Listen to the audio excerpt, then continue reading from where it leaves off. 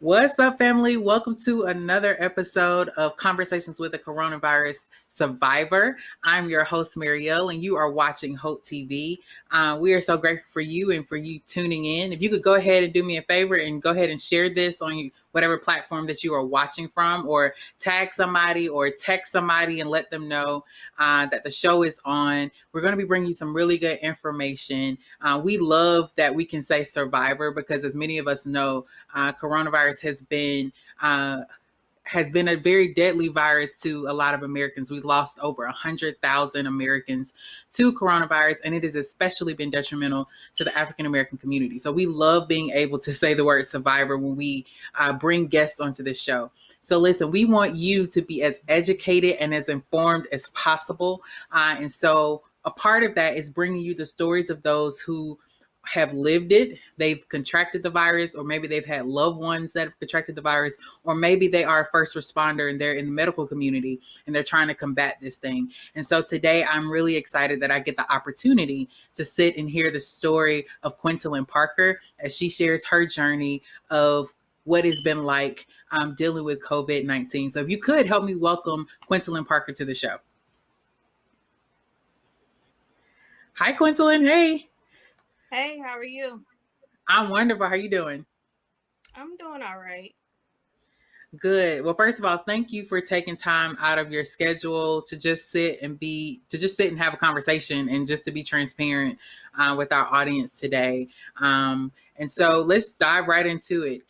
Let's start from the beginning. So just kind of start from what was happening in your life. A lot of guests have said, they were just going about their normal lives, working or maybe going on vacation or something to that degree, when you started noticing that something was wrong. So kind of walk us through the journey of that.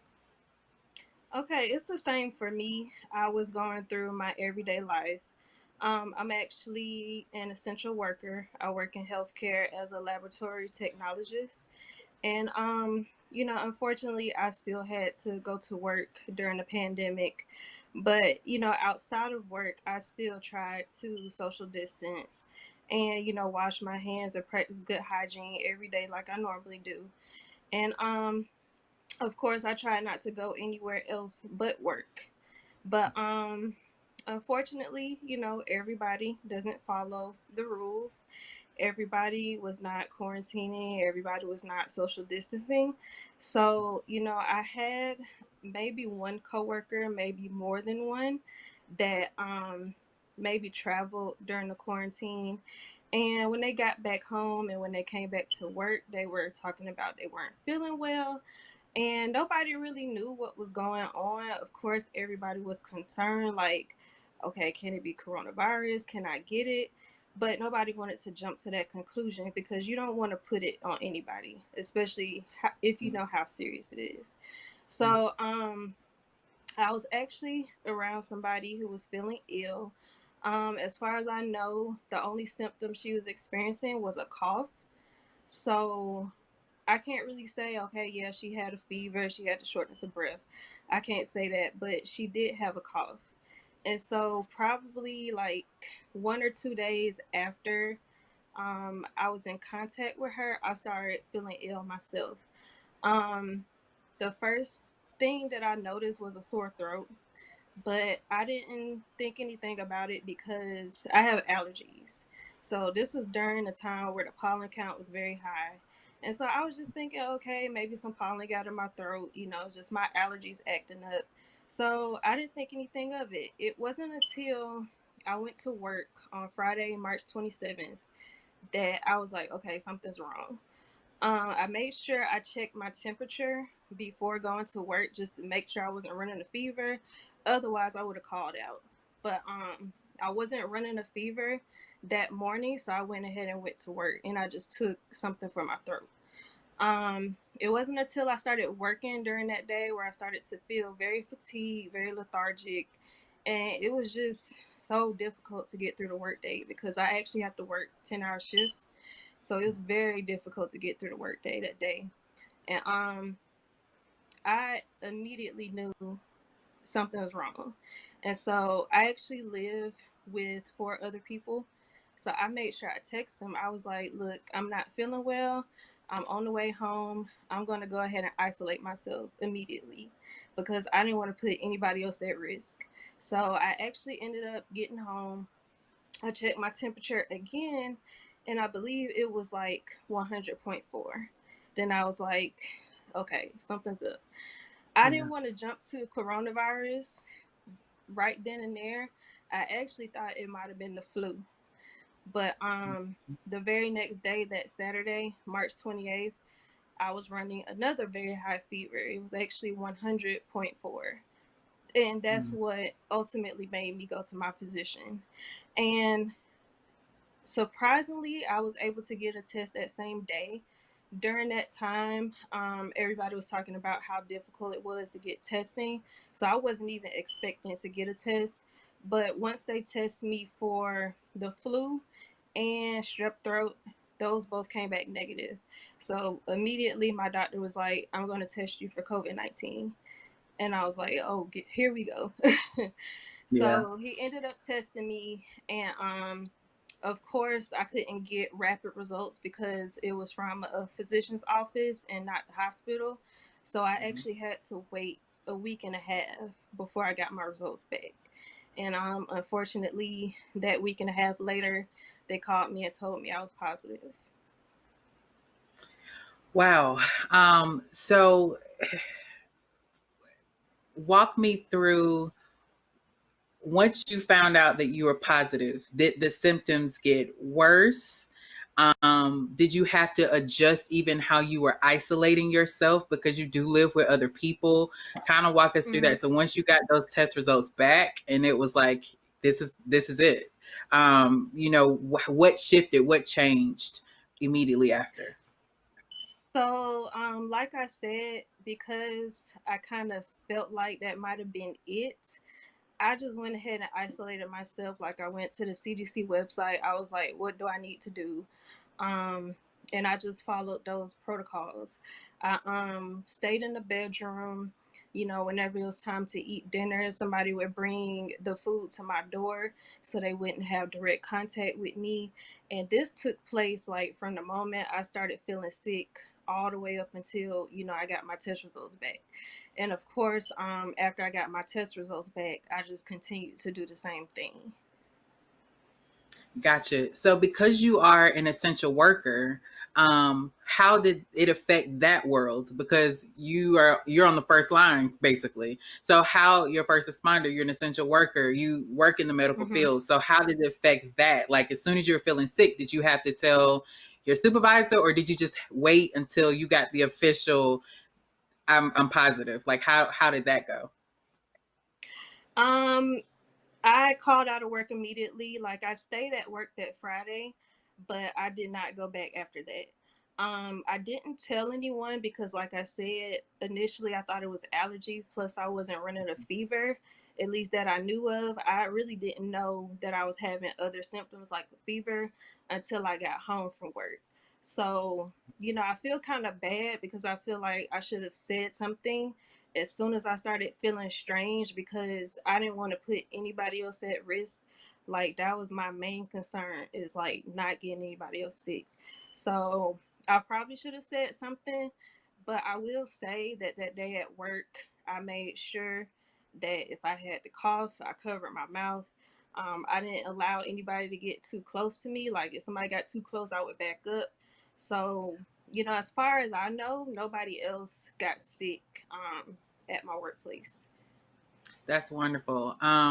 So we've heard that people who have gone through coronavirus, or when they contract the virus, that it takes a toll on you physically, but it can also Hmm. take a toll on you emotionally and mentally because you are having to be isolated from your loved ones. So kind of walk us Exactly. through that. Like, were you okay? Because it sounds like you were still in the house with Hmm. your family. It was just that you had to stay Hmm. alone by yourself. Like how how Right. how did it affect you mentally and emotionally?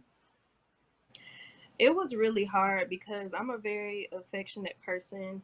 I like to hug my family members. I like to hug my fiance. I like to, kiss him. And it was really hard not to be able to show affection. And my family is also big on like eating meals together. So anytime we would eat, we would always go to the kitchen table and eat together. And so it was really hard, not being able to eat at the table with them. Like I had to eat alone in my bedroom. So it did, take a toll on me mentally because, I missed that time with them, that quality time with them. And it's like, a lot of the times, like when you get used to something, you take it for granted. And it's not until you lose it that you're like, man, like I really cherish that time. So it was Yeah. really hard for me. And actually, it's still going on because I'm still testing positive as of today. Wow. So I'm able to go around my family more because, as far as what I read, my understanding is I'm not as infectious, but nobody knows whether or not I'm completely like uninfectious. So I'm still taking precautions as far as wearing a mask at all times. Mhm. Anytime I'm around anybody, I always have my mask on. But I do go to the kitchen now to eat with everybody. But I kind of have like my little area off to the corner where I'm like 6 feet away from Yeah. everybody. So, I'm thankful to have that quality time again. But of course, Mhm. I still miss being able to hug my family, hug my fiance, kiss him, all that stuff. I miss that. And Yeah. as far as physically, um, I'm only 30 years old. I'm not in top shape, but I am very active because of work. I have to do a lot of walking. I have to do a lot of standing. I don't have any pre-existing conditions, so it's like for my body to feel so fatigued, so beat down, and just not feeling like myself. It's very hard. I just feel like somebody my age shouldn't be feeling like this. So it's Yeah. it's very difficult. Yeah. So let's talk about from your family's perspective. Mhm. When you came home, you weren't feeling well, you immediately told them, "Hey, I'm going to self quarantine." How do you feel like Right. that's affected them? Did they immediately feel like, "Oh my goodness, we need to go get tested too," or we're just going to Mhm. take precautions and just make sure everything's wiped down and things like that? So, what adjustments did they have to make when you came home? They immediately just felt like they needed to be careful around me. Um, they didn't get tested yet. Right now everybody's kind of at home because of the pandemic. Nobody has gone back to work yet, so they were saying that they're going to get a test before going back to work, of course. And but like they would just wipe stuff down. We had a whole bunch of Lysol, a whole bunch of Clorox wipes. Like anytime I would go anywhere, they would wipe it down. And they would also have their mask on too when they were around me or touching anything that I touched, they would have their mask on. Um, and just social distancing. It's like, it's kind of hard to distance yourself when you live under the same roof with somebody. But, I was able to have my own space and keep my own space to where, I wasn't near anybody. It wasn't impossible for me to distance myself. So, they still kept in contact with me, of course. They didn't just leave me hanging, but they just made sure to be extra careful. Which I'm sure is difficult because, I've been thinking about it for people who they've contracted the virus and it is bad, but they haven't had to go necessarily to the hospital, but they're staying home. It's Right. still hard to take care of yourself. You kind of need Mm-hmm. somebody to Exactly. at least see about you because you're so exhausted. How do you try to take care of yourself? So that's been one of the Exactly. things that I really wanted to talk to somebody who is staying with family members, how that support system has been essential to them trying to get Mm-hmm. better. Because if you were by yourself trying to feed yourself and just trying to take care of yourself, fixing food and all of that, that becomes Mm-hmm. impossible if you are too exhausted sometimes to even get out of the Exactly. bed. Yeah. Exactly. So you mentioned that you were engaged, Mm-hmm. and so I before we started, you told me that there was something major that was supposed to happen, but because of all Mm-hmm. of this, it kind of got derailed. So kind of talk to me about the other things that contracting COVID-19 affected in your life. I would say not only contracting it, but just the pandemic itself just kind of turned everything upside down. I was actually supposed to get married on Saturday, June 13th, which is this upcoming Saturday. And unfortunately, we had to postpone that wedding. We decided to postpone it until next year because we wanted to make sure, the pandemic was under control. Initially we talked about postponing it to the fall, but once the CDC came out with a report saying that, the virus may be worse in the fall because of the flu, we was like, what, forget it. We're just going to postpone it till next year. Hopefully things will be better. Hopefully there'll be a vaccine, some type of treatment for it, so that even if it is still going on, it won't be as deadly and dangerous to people. So we initially postponed the wedding for the safety and health of our guests. At that time, it had nothing to do with me having COVID because I wasn't anticipating that I would have it this long. At the Right. time, I did have it. I did know that I was positive, but I anticipated that by now I wouldn't have it anymore. So it's like, even if we did decide to move forward with the wedding, because obviously, Georgia has opened up, so people are still having weddings. Like, I actually follow my wedding venue on Instagram, and I've seen them post footage from weddings like over the last few weeks. So we could have moved forward with our wedding, as long as we told everybody to social distance and, wear a mask. But I wouldn't have made it. I wouldn't have made it because it would have just been too much on me, still trying to recover from it and just still testing positive. I wouldn't feel comfortable being around hundreds of people anyway. So we made Absolutely. the right decision at the end of the day. Yeah, that's wow. Yeah, and especially that added factor of them saying that African Americans are our community is being hit the hardest with, Hmm. coronavirus. And so I think that that was definitely a responsible decision. I know you say you're Right. still in the thick of it, you're still in the midst of it. Has your doctor Hmm. given you any indicator, like, or how often you're going to have to be tested until you Hmm. can get, like, how does that work? Are they gonna, because we don't know how long this could last. Could it Yeah. last a couple of weeks, a month? You don't know. Yeah. So have they given you any indicator of how long and how often you need to get tested to see if you're on the other side of this thing? So the thing is, I think doctors are just winging it right now. Nobody really knows like what's going on.